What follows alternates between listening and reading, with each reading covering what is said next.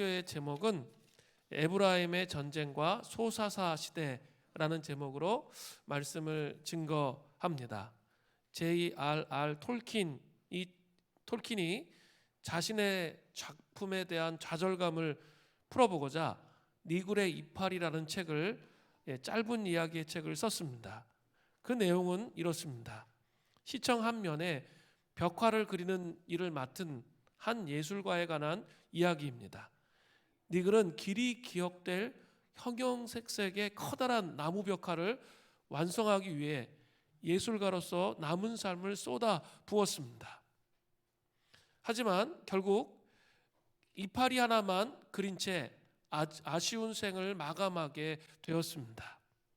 그런데 천국으로 향하는 열차 안에서 차창 밖을 내다보던 그의 눈에 저 멀리 어렴풋하지만 익숙한 형상이 보였습니다.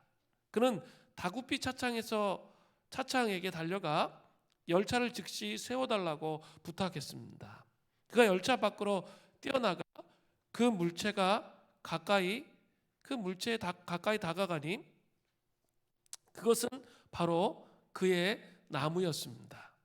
그가 생전에 상상했던 것보다 훨씬 더 아름다운 모습으로 완성되어 있었습니다. 그리고 그 나무 한복판에 바로 그의 작품이 있었습니다. 온 세상이 볼 수 있도록 그의 이파리가 당당하게 붙어 있었습니다.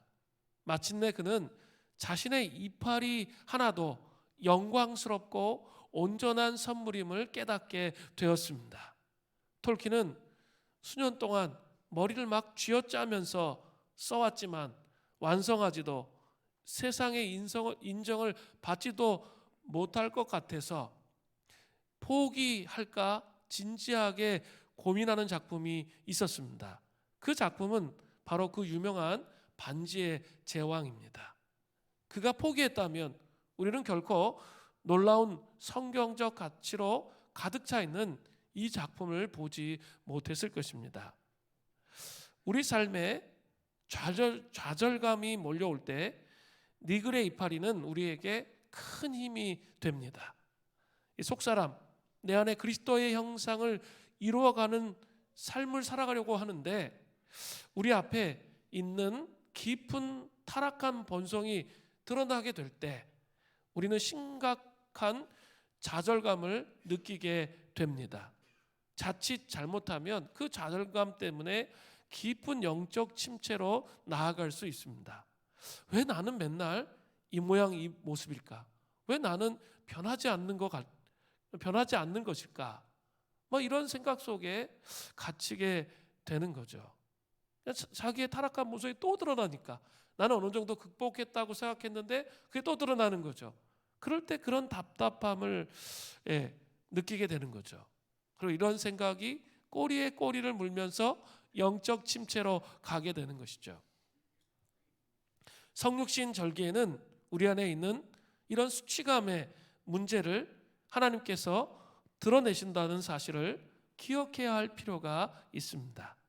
그러나 단지 수치감만 드러나는 것으로 끝나는 것이 아니라 그분의 생명의 빛, 창조의 빛, 성육신의 빛, 임재의 빛 앞에 그 수치감을 올려드릴 때 존재부터 스며드는 깊은 변화를 경험하게 되는 거죠.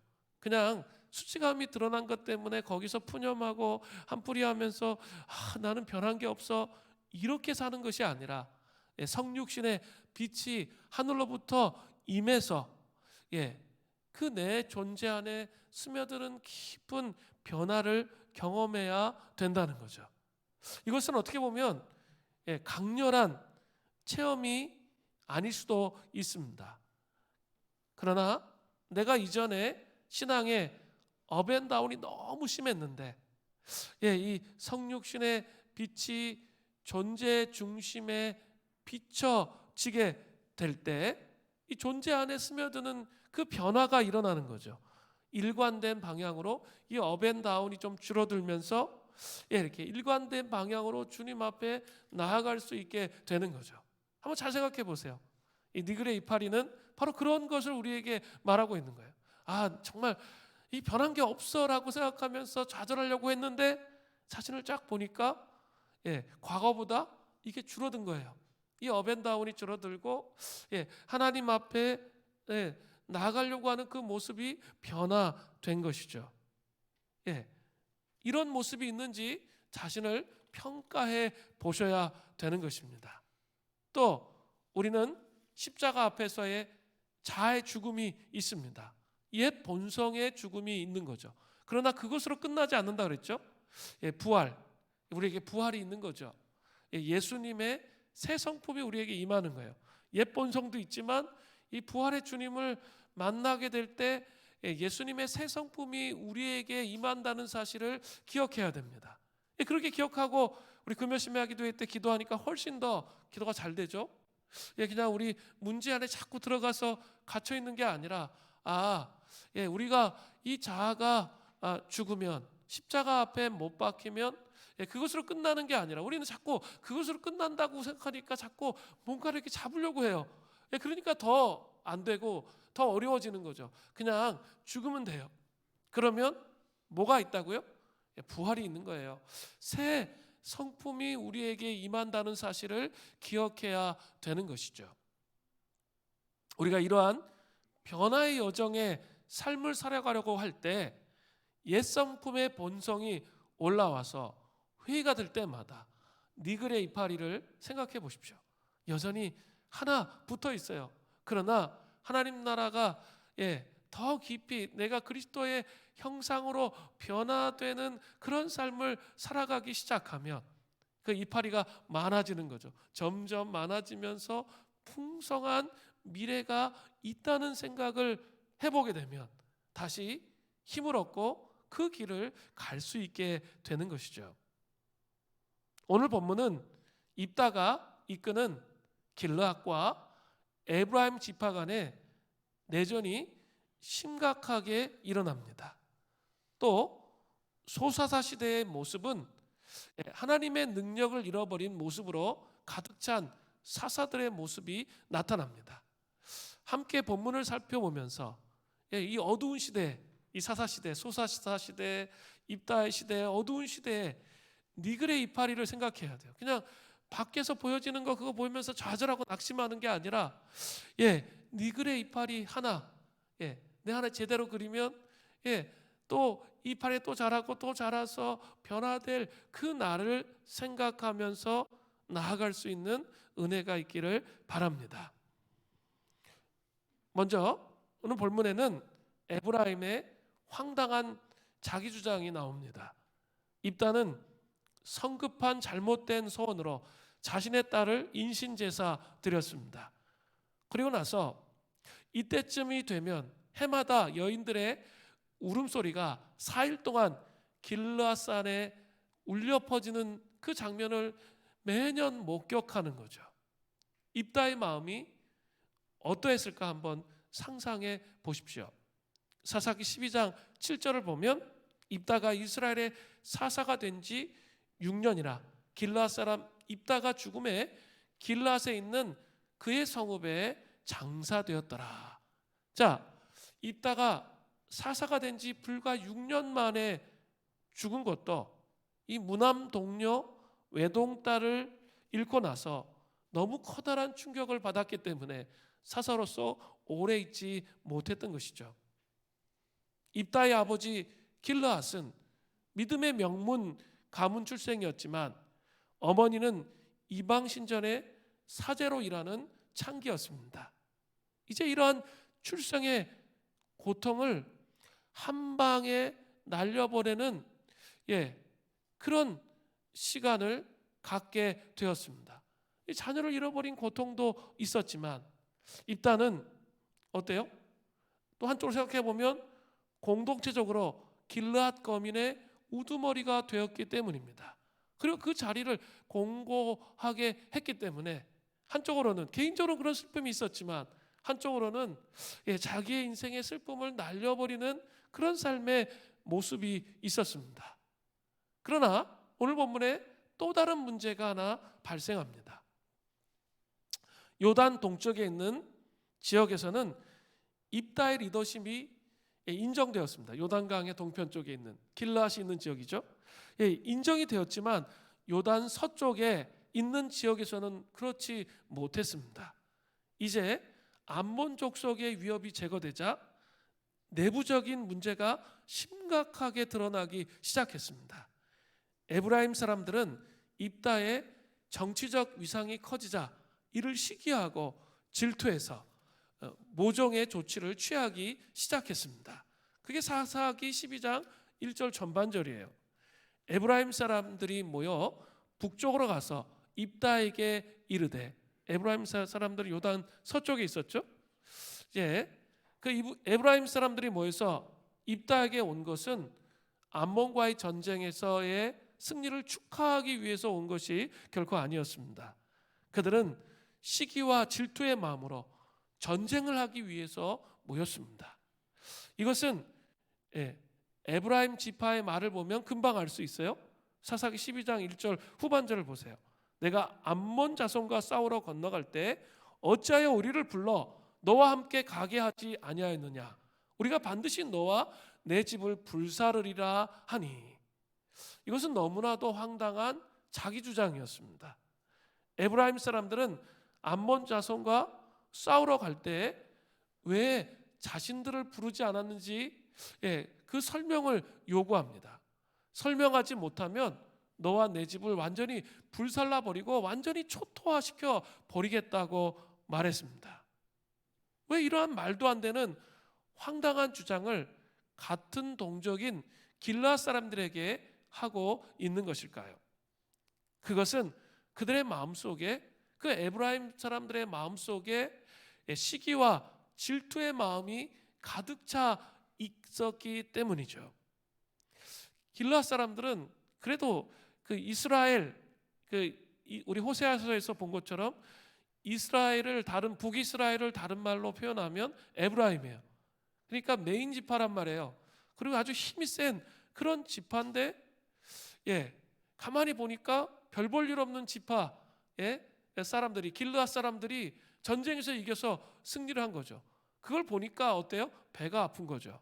시기하고 질투하는 마음이 이 마음속에 가득 들어왔던 것이죠. 자, 토마스 아퀴나스는 질투에 대해서 이런 정의를 했습니다. 다른 사람의 즐거움을 슬퍼하는 것이다. 이런 표현을 썼어요.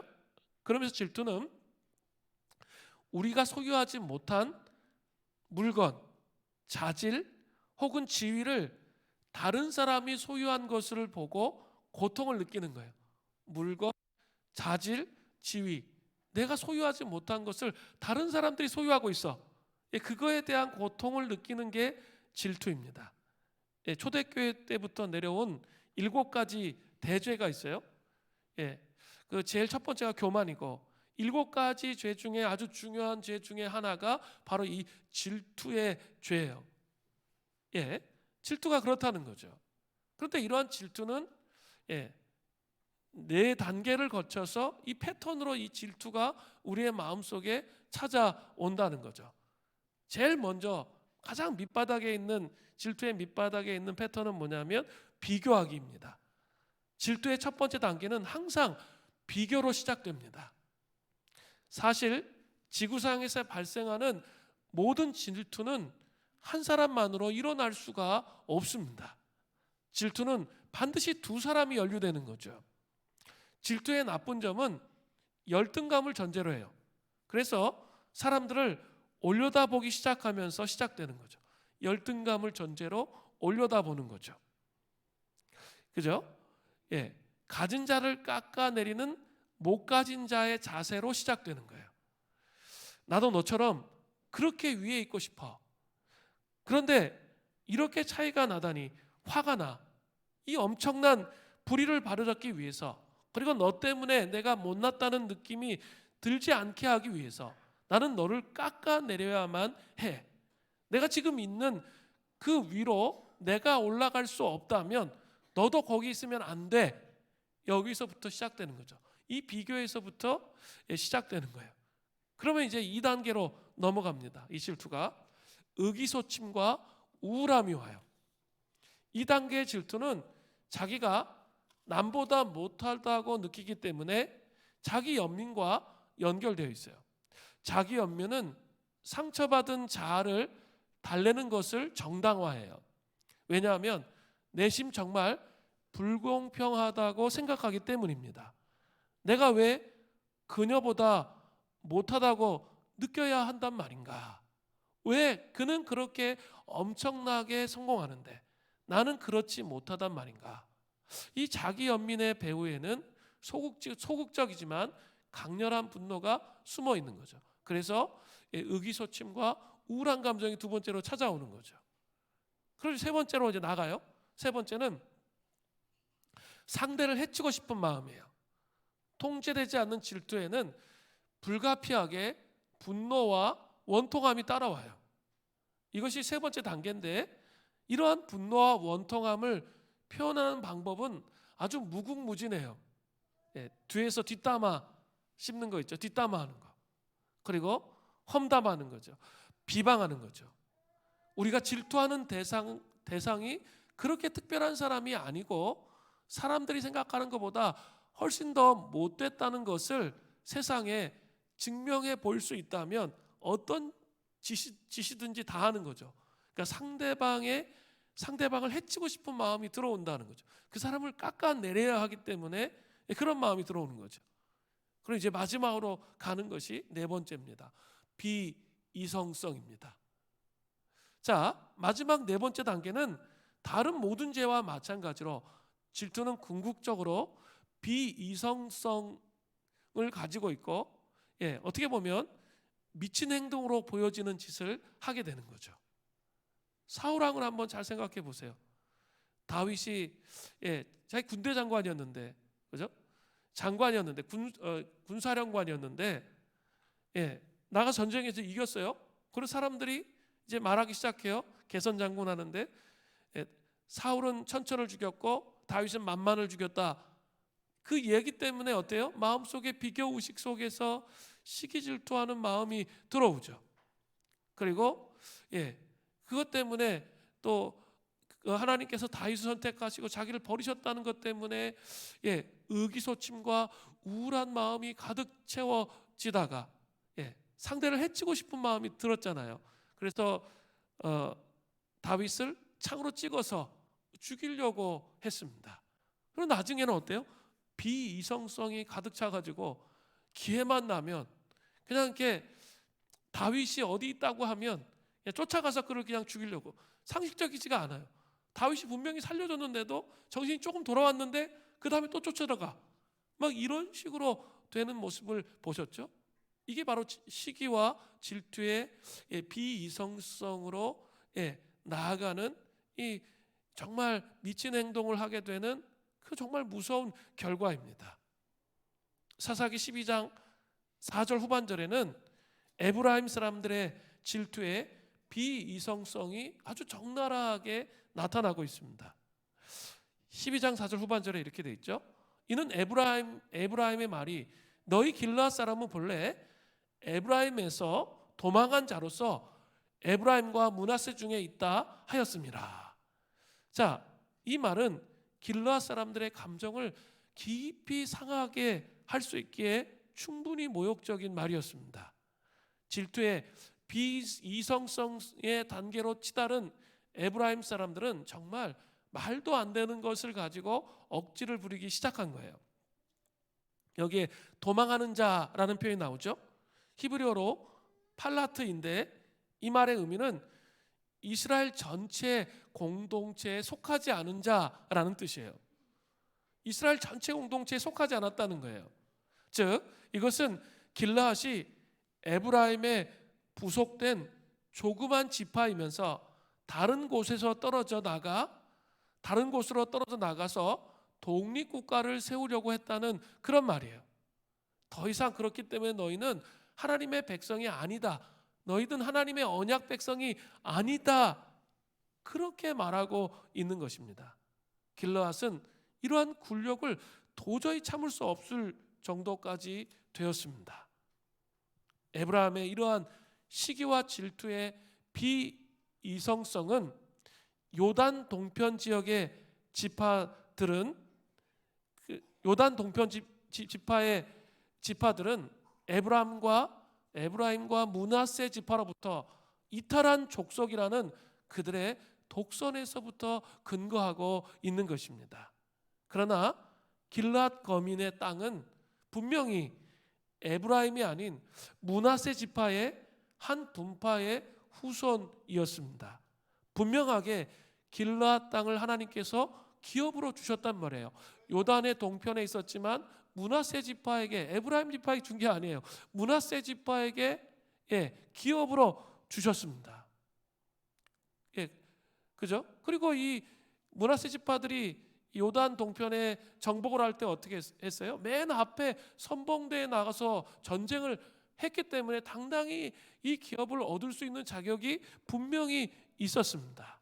결코 이들은 에브라임 지파에서 도망 나온 자들이 결코 아닙니다. 질투의 비이성성이 적나라하게 드러나는 거죠. 말도 안 되는 어거지를 지금 막 부리면서 그렇게 설명을 하고 있습니다. 어이가 없는 것은 에브라임 지파는 북이스라엘을 대표하는 아주 강한 지파예요. 그래서 호세아서에 북이스라엘을 에브라임이라고 표현하는 거예요. 그들이 북이스라엘을 대표하는 가장 강한 지파인데 시기와 질투로 인해서 완전히 망가져 버렸다는 거죠. 근데 우리도 삶을 살다 보면 시기와 질투의 감정으로 인해서 이러한 모습을 가질 수가 있어요. 그럴 때 그래서 이 시기와 질투로 인해서 막 나중에 비이성성까지 가게 될 때 주님 앞에 다시 우리의 마음을 고정시키면서 죄악된 모습을 떨쳐버리려고 하는 그런 마음의 태도가 정말로 중요해요. 그리고 네 가지 이 질투와 시기의 메커니즘을 설명했죠. 단계를 반대로 돌아가야 돼요. 반대로 직면을 해 나가야 된다는 거죠. 지금 내가 이렇게 저 사람을 판단하고 비판하는 게 비이성적이잖아요. 비이성적인 모습을 먼저 자기 성찰을 하는 거예요. 그리고 두 번째로 상대를 해치고 싶은 마음에 대해서 성찰을 하는 거예요. 그리고 세 번째로 의기소침과 우울함이 온 마음을 파헤치는 거죠. 그리고 네 번째가 뭐예요? 비교의식. 근원적인 것은 내가 저 사람하고 똑같아야 한다는, 나도 동등한 대우를 받아야 한다는 비교의식에서 왔다는 사실을 인식하는 거죠. 그렇게 직면을 해 나가는 거예요. 그러면서 또 생각해야 될 게 있어요. 저 사람은 하나님 앞에서 어떤 사람이에요? 나는 하나님 앞에서 사랑받는 자잖아요. 저 사람도 여전히 존귀한 하나님의 형상이고 사랑받는 자라는 그 정체성을 다시 한번 확인하는 거예요.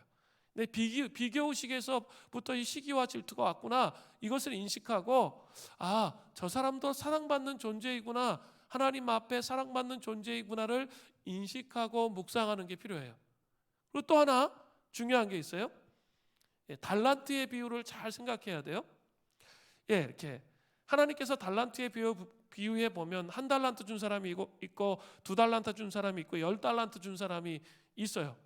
그런데 책망을 들은 사람은 누구죠? 땅에 묻어둔 사람이에요. 그죠? 그 달란트를 가지고 이 땅에 살아가면서 어때요? 열매를 맺히는 삶을 살아가야 되는데 그 달란트를 그냥 땅에 묻어두고 아무 활용도 하지 않은 사람들이 책망을 받는 거예요. 그러니까 자 보세요. 10달란트 갖고 있는데 아무 일도 안 해서 땅에 묻어두었어요. 10달란트를 갖고 있어요. 근데 나는 그 달란트 하나님 주신 게 한 달란트밖에 안 돼. 그런데 한 달란트를 더 열매를 맺었어요. 두 달란트를 맺었어요. 겉으로 보기에는 어떨까요? 10달란트에 있는 사람이 훨씬 더 탁월해 보이고 능력이 있어 보이죠. 그리고 하나님께 칭찬을 받을 것처럼 보이죠. 그런데 하나님의 방식은 다른 거예요. 이 사람이 책망을 들어요. 그리고 이 두 달란트 남긴 사람이 칭찬을 받는 거죠. 그러니까 자기 인식을 좀 해야 돼요. 하나님께서 나에게 얼만큼의 달란트를 주셨는지 그거에 맞게 열매를 맺으면 되는 거지, 옆 사람을 자꾸 비교하면서 옆집 남편과 옆집 아내와 막 비교하는 거죠. 판단하면서 하면서 정죄하고 비난하면서 그 시기 질투 속에 갇혀 있으면 하나님 나라의 유업을 이어갈 수 없다는 사실을 기억해야 돼요. 그러니까 나의 삶의 부르심의 자리에서 하나님께서 나에게 원하시는 게 무엇인지가 중요하지, 옆집 남편 아내 중요하지 않아요. 그걸 비교하지 말라는 거죠. 비교하기 시작하면서부터 그 시기 질투의 마음으로 인해서 무너지기 시작하는 거예요. 하나님의 부르심이 무엇인지를 생각해야 된다는 거죠. 그렇게 회복과 치유의 여정을 가야 한다는 것이죠. 자, 이러한 질투 앞에서 입다는 어떠한 반응을 합니까? 크게 두 가지 반응을 합니다. 그러나 입다는 이곳에서 성급한 서원을 할 때와는 다르게 하나님의 뜻에 맞는 그런 반응을 하는 내용이 나와요. 첫 번째는 입다는 전쟁을 이기게 하신 분은 여호와 하나님이라는 확신을 하는 거예요. 사사기 12장 2절부터 3절을 보세요. 입다가 그들에게 이르되 나와 내 백성이 암몬 자손과 크게 싸울 때 내가 너희를 부르되 너희가 나를 그들의 손에서 구원하지 아니한 고로 나는 너희가 도와주지 아니하는 것을 보고 내 목숨을 돌보지 아니하고 건너가서 암몬 자손을 쳤더니 여호와께서 그들을 내 손에 넘겨주셨거늘 너희가 어찌하여 오늘 내게 올라와서 나와 더불어 싸우고자 하느냐 하니라. 자, 입다는 에브라임 사람들에게 이렇게 말했어요. 여호와께서 그들을 내 손에 넘겨주셨거늘 이라는 부분이 되게 중요해요. 열악한 상황이었어요. 에브라임이 도움을 거절했어요. 가장 강력한 지파가 도와줘야 되는데 암몬과의 싸움에서 안 도와주는 거예요. 그리고 오히려 그 입다는 여호와 하나님을 의지함으로 나아가서 암몬과의 전쟁을 했는데 어때요? 극적인 승리를 했던 것이죠. 그렇기 때문에 전쟁에 이기게 된 것은 자신의 능력과 힘이 아니라 오직 여호와로 말미암아 승리하게 되었음을 고백하는 거죠. 분명히 강력한 지파가 도와주지도 않았는데 자기들은 막 오합지졸이었는데 승리했단 말이에요. 이 승리를 어떻게 표현할 수 있어요? 자기 힘으로 승리했다 표현할 수가 없는 거죠. 오직 여호와의 능력으로 승리할 수밖에 없었다라는 것을 입다는 깊이 뼈저리게 가슴에 새겨졌던 것이죠. 그러니까 그것은 여호와의 능력으로 승리한 것이기 때문에 비교가 불가한 거죠. 질투가 불가한 것이다. 이렇게 말하고 있는 것과 마찬가지예요. 비교할 수 없는 거예요. 하나님의 능력으로 정말 열악한데 이겼기 때문이에요. 우리의 삶에서도 마찬가지예요. 사업의 기름 부으심, 직장 생활의 기름 부으심, 가정 생활의 변화, 우리 자녀들의 변화. 여러분 잘 생각해 보세요. 하나님의 방식은 그렇죠? 내가 막 열심히 해가지고 내 노력으로 그 문을 열어주시는 그런 방식으로 오지 않아요. 물론 성실히 안 하면 안 되죠. 성실히 꾸준히 해야 되는데 반드시 도달하지 못하는 부분들이 있어요. 그걸 먼저 알게 하세요. 하나님의 어떤 일들을 부부가 정말 연합하게 되고 또 우리 자녀를 정말 회복하게 하시고 직장에 기름 부으심을 주시고 이런 일을 주시기 전에 먼저 하시는 일은 뭘까요? 우리 힘으로 이것이 이루어질 수 없다는 것을 알게 하시는 거예요. 그런 작업을 반드시 먼저 하세요. 근데 맨날 이렇게 하나님의 원리에 대해서 알고 있으면서도 맨날 속아. 그래가지고 이렇게 계속 버티는 거죠. 끝까지. 버티지 말라니까. 죽는 게 끝이 아니라고 그랬죠 지금. 그리스도인들은 죽으면 뭐예요? 부활이 오는 거예요. 새 성품이 우리 안에 오고 새로운 삶이 열리는 거예요. 이게 십자가란 말이에요. 십자가로 끝나는 게 아니에요. 반드시 하나님께 우리의 열악하고 부족한 것들이 있었는데 도무지 내가 막 내 힘으로 막 버텨왔는데 이게 도저히 안 된다는 것을 인정하는 거예요. 그것을 자기를 낮추는 거예요. 그리고 자기를 이렇게 내려놓고 있는 거죠. 그래서 막 낙심하고 굴파고 자기 안에 들어가려는 게 아니고 그걸 주님 앞에 내려놓는 거예요. 그러면 그때부터 하나님의 영이 임해요. 그리고 하나님께서 그 일들을 정리해 가시고 세워 가시는 거죠. 여러분 신앙생활 하시면서 이런 거 많이 경험하지 않으세요? 이게 하나님의 방식이고 패턴이기 때문에 그래요. 그렇게 하지 않으면 우리 너무 교만해져요.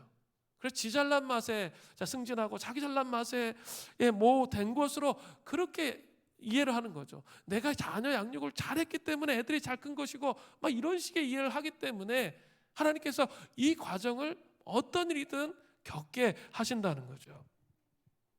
스가랴서 4장 6절 말씀은 이렇게 되어 있어요. 그가 내게 대답하여 이르되 여호와께서 수룹바벨에게 하신 말씀이 이러하니라.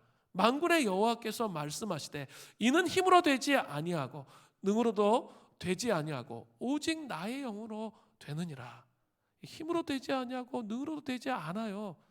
오직 하나님의 영으로 그 일이 이루어지는 것입니다. 그 은총을 우리 2023년에 꼭 경험하시는 그 은총이 있기를 바랍니다. 두 번째는 입다의 반응이 하나님의 뜻에 맞는 반응이라고 할 수 있는 것은 그는 선을 넘어가지 않은 전쟁을 했다는 데 있습니다. 사사기 12장 4절 전반절을 보세요. 입다가 길르앗 사람들을 다 모으고 에브라임과 싸웠으며 길르앗 사람들이 에브라임을 쳐서 무찔렀으니. 자, 드디어 에브라임과 길르앗이 전쟁이 시작됩니다. 전쟁을 하기 시작하면서 사람들이 피를 보면 흥분해서 이 절제가 잘 안 됩니다. 그래서 마음대로 사람들을 막 살육하게 되는 거죠. 끝장을 보아야 직성이 풀려요. 이 전쟁 영화 같은 거 보면 어때요? 전쟁이 점점 길어지면 사람들이 점점 황폐해져 가고 미쳐가죠. 그런 내용들이 많이 나타나요. 그런 것과 마찬가지입니다. 그러나 놀라운 것은 입다는 철저하게 전쟁을 확대시키는 것을 원하지 않았습니다. 즉 모든 에브라임 사람들과 싸우는 것도 아니에요. 그리고 다른 이스라엘 사람들과 또 싸우는 것이 아니에요. 그러기를 원하지 않는 거예요. 왜냐하면 이것은 동족과 싸우는 그 내란의 후유증을 입다가 알고 있었다는 것이죠. 그래서 어떤 전략을 취합니까? 사사기 12장 5절부터 6절에 아주 독특한 전략이 나오죠. 길르앗 사람이 에브라임 사람보다 앞서 요단강 나루턱을 장악하고 에브라임 사람의 도망하는 자가 말하기를 청하건대 나를 건너가게 하라 하면 길르앗 사람이 그에게 묻기를 내가 에브라임 사람이냐 하여 그가 만일 아니라 하면 그에게 이르기를 쉿볼렛이라 발음하게 하여 에브라임 사람이 그렇게 바로 말하지 못하고 쉿볼렛이라 발음하면 길르앗 사람이 곧 그를 잡아서 요단강 나루턱에서 죽였더라. 그때 에브라임 사람이 죽은 자가 4만 2천 명이었더라. 자 보세요. 길르앗 사람들은 먼저 전략적으로 요단강의 나루턱을 점령했습니다. 나루턱을 걸어서 나루턱이라는 것은 걸어서 개울을 걸어서 건널 수 있는 아주 얕은 개울이에요. 그러니까 고대에서 강을 건너는 가장 흔한 방법은 얕은 개울을 넘는 거예요. 나루턱을 건너는 것인데 길르앗 사람들이 그곳을 딱 지키는 것이죠.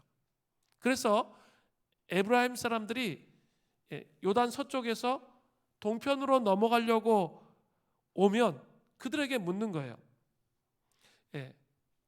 그들에게 묻는 그 작업을 하는 거죠. 그들이 에브라임 사람인지 아니면 다른 사람인지 구분이 안 되잖아요.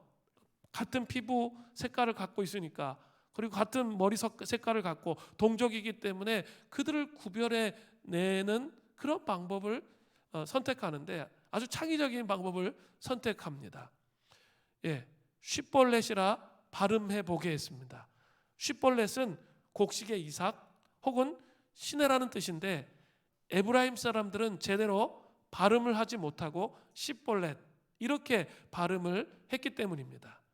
이것은 우리 경상도 사람들이 쌀을 살 이렇게 하고 또 경제를 갱제 뭐 이렇게 발음하잖아요. 그런 것과 비슷한 거예요. 그렇게 이해하면 되게 쉬워요.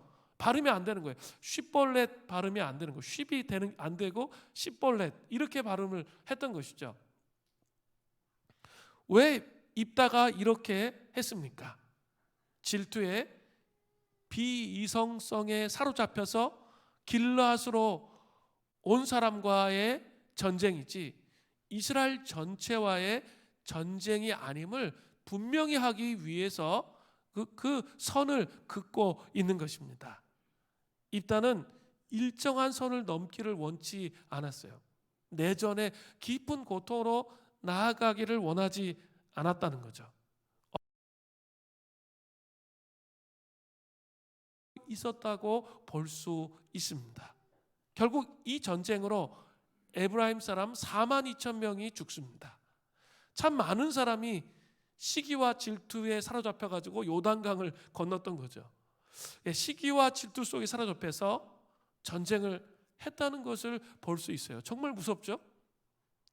에브라임 사람들의 억지와 고집과 시기와 질투가 입다에 의해서 심판을 받게 되었습니다. 지금까지 이스라엘 안에서 에브라임 사람들은 트집을 잡고 고집을 부리면 다 먹혀 들어갔습니다. 감히 이스라엘 안에서 에브라임을 가지고 시비를 걸 수 있는 사람이 아무도 없었습니다. 왜냐하면 그들은 인원도 많아요. 그리고 힘도 세요. 돈도 엄청 많아요. 강력한 지파였기 때문입니다. 그러나 에브라임은 좀처럼 다른 지파를 위해서 희생하는 일이 없었습니다. 언제나 말이 없었고 자기 욕심을 질투로 챙기는 그런 사람들이었습니다.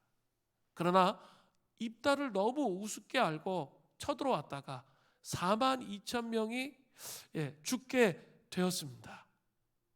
참 여기에서 좀 우리가 깊이 생각해 보아야 할 것이 힘이 있을 때 조심해야 된다는 거예요. 내가 힘이 있는 자리에 나아갈 때 더 겸손으로 섬기는 그 은총과 은혜가 우리의 삶 속에 있어야 된다는 것을 볼 수 있어요. 그 비이성성으로 가는 시기와 질투에서 비이성성으로까지 가는 그 과정에 더 이면을 보면 뭐가 있는 거예요? 겸손하지 않은 마음이 있는 거죠. 자기의 힘을 갖고 휘둘러도 된다는 그 마음이 가득 차 있었기 때문이에요. 초대교회력으로 보면 1월 6일이 주현절입니다. 이 주현절은 상당히 중요한 절기인데요. 주현절은 예수님이 세례 요한에게 세례받는 것을 기념하고 묵상하기 위해서 만들어진 그런 절기예요. 그 주현절에 예수님이 세례 요한에게 세례받는 그 장면을 한번 깊이 상상하고 묵상해 보십시오. 그죠? 창조주가 피조물에게 세례를 받는 거예요. 그리고 예수님이 복음서를 보면 모든 세례를 받는 모든 일행의 맨 마지막 끝에 서 계셨어요. 그래서 그 세례를 받는 그 장면을 묵상해 보는 거죠. 그러면서 깊은 겸손에 대해서 묵상하는 이 절기가 이 주현절이에요. 이 주현절에는 이 조명이 되게 중요한 키워드거든요. 그러니까 성육신의 빛의 조명을 받는 생명의 빛의 조명을 받는 그 키워드가 있는데 이 키워드로 가려면 마음속에 뭐가 있어야 된다는 거예요? 겸손이 있어야 되는 거죠. 예수님께서 겸손하게 그 죄인들의 맨 마지막에 서서 피조물에게 세례를 받으신 그분, 창조주가 피조물에게 세례를 받으신 그분의 모습을 기억하면서 겸손하게 주님을 묵상하며 주님 앞에 나를 내어드릴 때 그분의 빛이 우리에게 임하는 거죠. 그래서 존재 안에 변화와 회복을 가게 되는 것입니다. 에브라임 사람들은 그런 모습이 없었던 것이죠. 분명히 그들은 뭐예요? 하나님의 사람들이었어요. 그들은 하나님의 백성들이었습니다. 그럼에도 불구하고 자기 힘을 가지고 교만하게 나가기 시작하다가 또 더 가질 것이 없는지 살피다가 비교의식에 빠졌고, 그리고 의기소침과 우울이 왔고, 상대를 해치고 싶은 마음이 왔고 비이성적으로 나아가게 된 것이죠. 이것들을 기억하실 필요가 있습니다. 자, 이제 입다 이야기가 마무리되고 입산, 엘론, 압돈 사사 이야기가 나옵니다. 이들이 행한 행적은 사사기에 거의 여기밖에 언급이 안 돼 있어요. 그리고 분량이 작아요. 그래서 대사사가 아니라 소사사라고 하는 거죠. 그들의 그것은 왜 분량이 작으냐면 이들의 행적은 거의 언급할 가치가 없다는 그런 의미로도 볼 수 있습니다. 먼저 입산을 살펴보겠습니다. 사사기 12장 8절부터 10절을 보세요. 그 뒤를 이어 베들레헴의 입산이 이스라엘의 사사가 되었더라. 그가 아들 30명과 딸 30명을 두었더니 그가 딸들을 밖으로 시집 보내고 아들들을 위하여는 밖에서 여자 30명을 데리고 왔더라. 그가 이스라엘의 사사가 된 지 7년이라. 입산이 죽음에 베들레헴에 장사되었더라. 자, 입산이 한 일이 오늘 본문에 딱 유일하게 나오는 게 있죠. 뭐예요? 9절에 보면 단지 아들 30명과 딸 30명을 두어서 딸들은 타국으로 시집 보내고, 아들을 위해서는 타국에서 여자 30을 데리고 왔습니다. 이것이 무엇을 의미합니까? 당시의 결혼은 다른 나라와 통상조약을 체결하는 거예요. 그리고 불가침 조약을 체결하는 방식이었어요. 너희들과 이제 우리는 교류하겠다. 그리고 너희들은 형제 국가니까 치지 않겠다. 이런 방법이었던 것이죠. 근데 이것이 무려 60개국과 통상조약과 불가침 조약을 체결했다는 의미예요. 이러한 비슷한 모습을 가지고 있었던 이스라엘 왕이 있었습니다. 그가 누구죠? 솔로몬이에요. 솔로몬. 1000명이나 되는 왕후와 왕비가 있었습니다. 그리고 정략 결혼을 하는 거죠. 자기 주변에 있는 나라들의 공주를 데리고 와서 왕비로 만드는 것이죠. 그래서 어떻게 됐습니까? 주변과는 평화가 유지되죠. 그런데 문제가 뭡니까? 그 공주들이 섬겼던 나라의 우상들을 가지고 와서 이스라엘에 세우는 거죠. 그러니까 어때요? 점점 솔로몬의 마음이 하나님으로부터 멀어지게 되었다는 거죠. 입산의 시대는 물질적으로 풍요할 수 있었어요. 60개국과 소통하잖아요. 그러나 영적으로는 하나님과 더 멀어지는 시간이 되었다는 거죠. 하나님의 능력을 잃어버린 사사의 모습을 볼 수 있습니다. 입산이 해야 할 일은 하나님의 말씀을 하나님의 백성들에게 가르쳐서 그들의 마음이 새로워짐을 통해서 하나님의 부흥을 경험하게 하는 것이 가장 중요했습니다. 그러나 지금 그런 모습은 전혀 나타나지 않아요. 물질적으로 부유해졌는데 이스라엘은 어때요? 더 황폐해, 영적으로는 완전히 황폐해진 그런 상태의 모습을 보여주고 있다는 거죠. 두 번째 소사사는 엘론입니다. 사사기 12장 11절부터 12절이에요. 그 뒤를 이어 스불론 사람 엘론이 이스라엘의 사사가 되어 10년 동안 이스라엘을 다스렸더라. 스불론 사람 엘론이 죽음에 스불론 땅 아엘론에 장사되었더라. 엘론은 언급이 더 없어요. 그것은 그가 입산 사사의 사역을 그대로 이어받았기 때문이라는 거죠. 그런 형태로 사사의 역할을 했다는 거예요. 세 번째 사사가 압돈입니다. 사사기 12장 13절부터 15절을 보세요. 그 뒤를 이어 비라돈 사람 힐렐의 아들 압돈이 이스라엘 사사가 되었더라.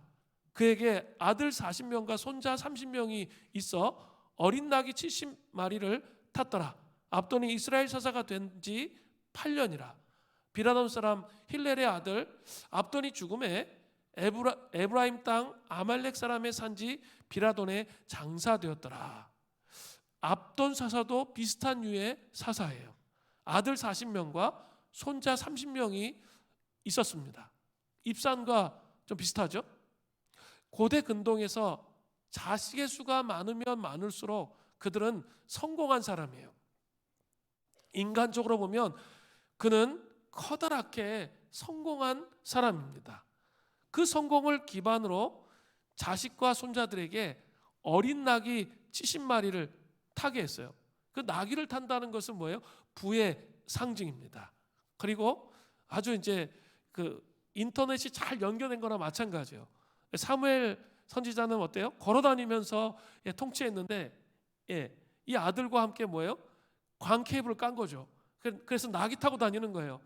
훨씬 더 빠른 거죠. 통치를 원활하고 효율적으로 손쉽게 이렇게 부흥이 일어난 것처럼 그렇게 보여졌습니다. 아주 기동성 있게 움직이는 거죠. 그러나 이것은 결코 참된 부흥이 아니라는 거죠. 그죠? 하나님께로 돌아서는 부흥이 아니에요. 영적으로 황폐되어져 있는 그 상황을 돌이키는 과정이 전혀 없다는 거죠. 하나님께서 능력을 부어주시는 부흥은 달라요. 입산, 엘론, 압돈 그 앞뒤에 입산, 엘론, 그 압돈 앞뒤에 어떤 사사가 있습니까? 앞에 사사는 바로 입다였죠. 입다는 상처 입은 치유자였습니다. 그리고 무남 동료가 있었습니다. 딸 하나였어요. 그도 죽었어요. 자식의 축복이 별로 없었어요.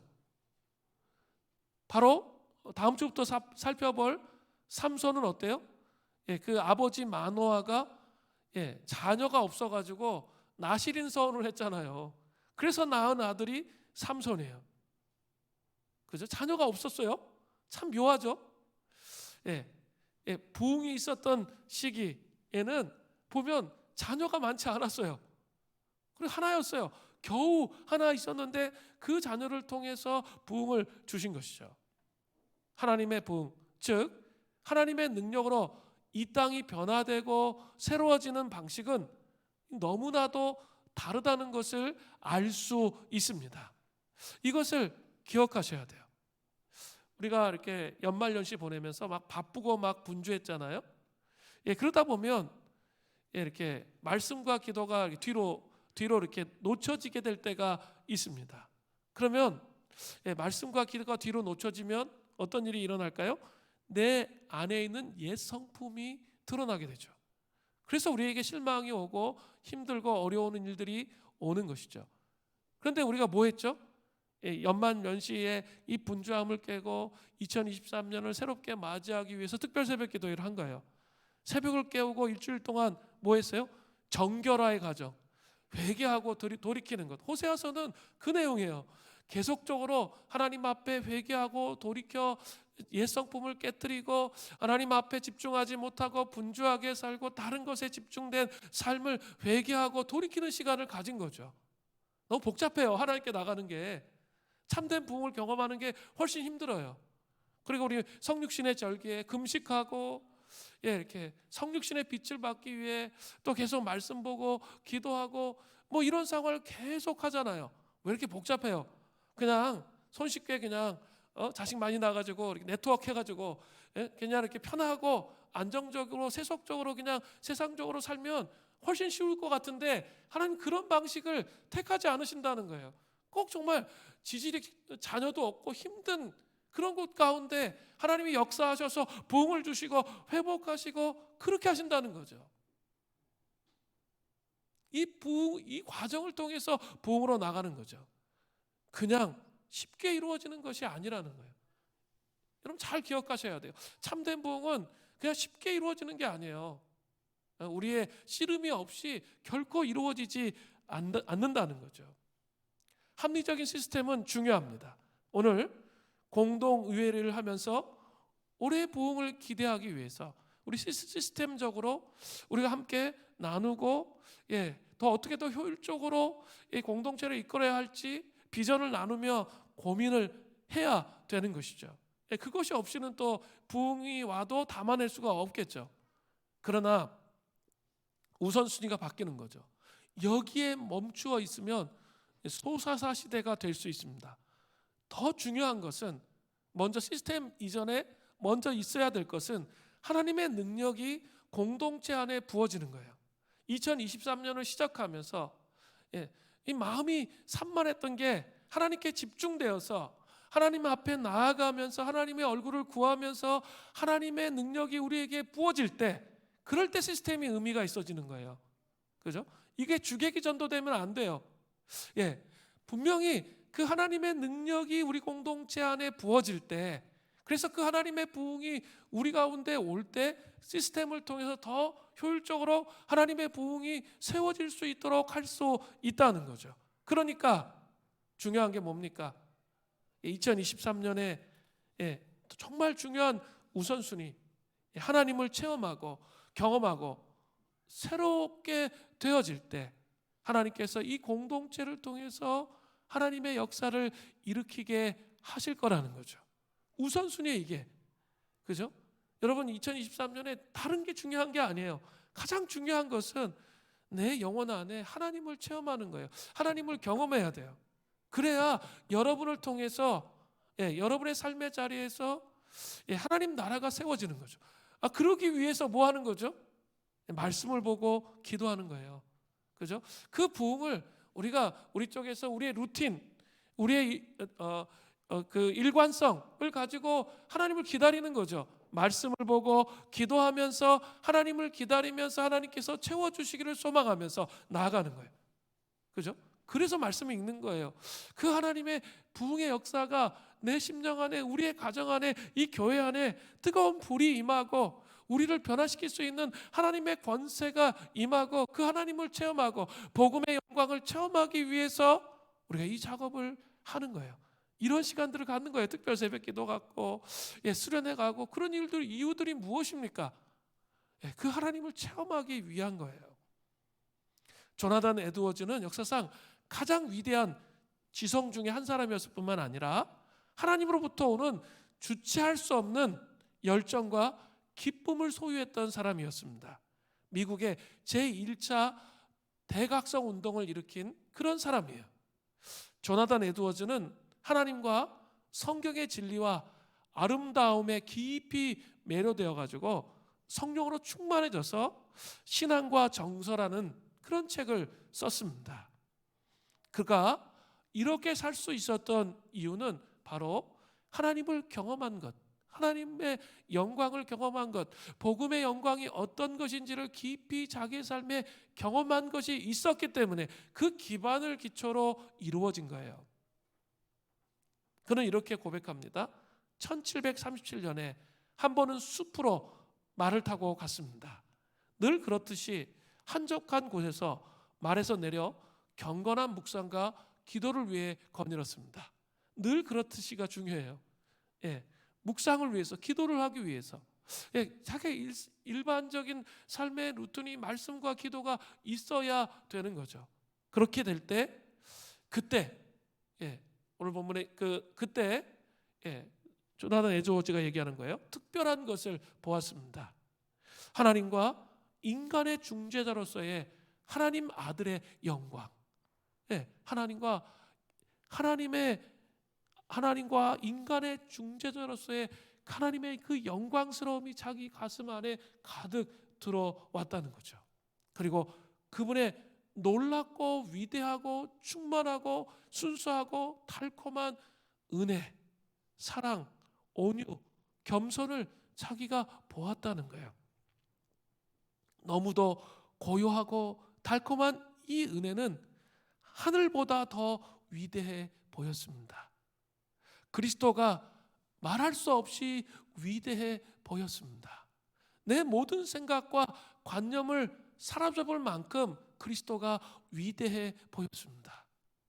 그 복음의 영광이, 예수 그리스도의 그 위대함이 이 가슴속 깊이 경험되어진 거죠. 이 상태가 내 생각에는 거의 1시간 동안 지속되었습니다. 그 1시간 동안 나는 눈물을 펑펑 쏟으며 크게 흐느껴 울었습니다. 달리 표현한 길이 없는 영혼의 열정이 표출되었습니다. 땅에 누워 오직 그리스도만 가득 찼습니다. 거룩하고 순수한 사랑으로 그분을 사랑했습니다. 그분을 신뢰했습니다. 그분을 위해 살고 싶었습니다. 그분을 섬기고 따르고 싶었습니다. 하늘의 정결함으로 완벽히 성화되어 순수해지고 싶었습니다. 이외에도 몇 번이나 거의 같은 것을 보았고 같은 효과가 나타났습니다. 반복적으로 그 하나님의 영광을 체험한 거예요. 우리가 지금 초대교회 구원의 절기 지금 하고 있죠. 성육신 절기, 또 사순절, 또 부활의 절기, 승천절, 성령 강림 절기, 이 절기를 통해서 여러분, 이 전체적으로 우리가 흘러가는 이 절기를 통해서 여러분이 꼭 경험해야 될 게 있어요. 그 절기의 그 부분을 깊이 묵상하다 보면 이게 하나로 다 연결돼요. 성육신의 신비가 예수님의 십자가와 부활로, 승천과 성령 강림으로 이게 다 연결되거든요. 같이 연결되면서 그 복음의 영광스러움이 우리 안에 경험돼야 된다는 거죠. 이 씨름을 하셔야 돼요. 그러기 위해서 우리가 뭐 하는 거죠? 말씀 읽는 거예요. 그러기 위해서 기도하는 거예요. 그리스도의 영광스러움, 복음의 영광스러움이 어떤 것인지 이해하지 못하면, 이 가슴으로 체득되지 못하면 어때요? 소사사의 삶을 살아갈 수밖에 없어요.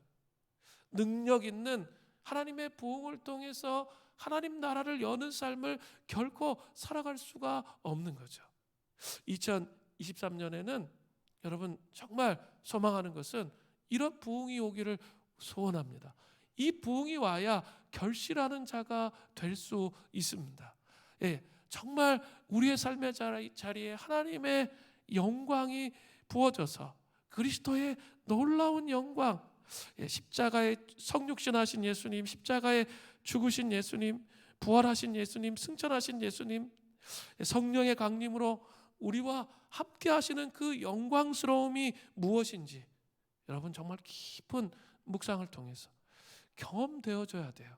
그러면 우리의 삶이 복음의 능력으로 가득 채워지게 되는 거죠. 이 씨름을 해나가실 때 결국 승리할 수 있게 되는 거예요. 때로는 우리를 참 우리의 삶이 속여요. 니글의 이파리 같아요. 내가 정말 아무것도 열매 맺힌 것 같지 않아서 낙심하고 침체에 들어갈 때마다 여러분 이 복음의 영광을 생각하셔야 돼요. 그리고 그 복음의 영광을 깊이 경험하기를 갈망하셔야 돼요. 그 속에 서 있게 되면 결국은 영광스러운 열매를 맺히는 삶이 된다는 사실을 여러분 기억하시기를 간절히 바랍니다. 우리 같이 찬양하면서 기도하겠습니다.